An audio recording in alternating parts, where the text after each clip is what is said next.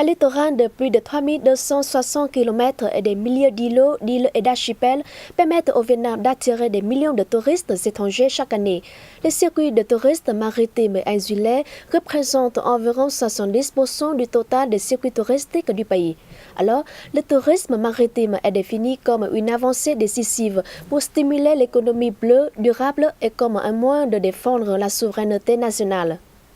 Les plages de la ville de Da Nang, l'une des localités phares du tourisme maritime du Vietnam, sont appréciées par de nombreux touristes depuis longtemps. Le magazine US Forbes l'a élu comme l'une des 6 meilleures plages de la planète.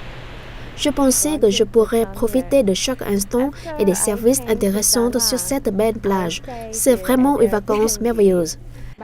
Le littoral de la ville est long et les habitants locaux sont sympathiques et les autorités s'intéressent aux visiteurs, ce qui me fait me sentir bien.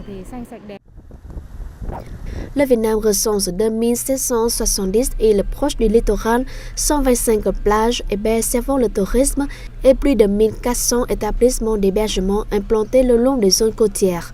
Les agences de voyage travaillent durement pour attirer les touristes étrangers en croisière dans le pays. Le Vietnam se situe entre Hong Kong et Singapour, les deux plus grands centres de tourisme maritime de la région. De plus, la situation politique de notre pays est stable, l'économie est florissante. Un bon nombre de nos vestiges naturels et culturels ont été reconnus dans le monde entier. Le potentiel de notre pays en matière de développement du tourisme maritime insulaire est énorme. Le Vietnam s'est classé 6e parmi les 10 pays enregistrant la plus forte croissance du tourisme au début de 2017 et arrive en tête en Asie en termes de rythme de développement touristique. Selon la planification globale de développement du tourisme du ministère de la Culture, des Sports et du Tourisme d'ici 2020, 5 des 7 zones touristiques clés sont spécialisées dans le tourisme maritime insulaire.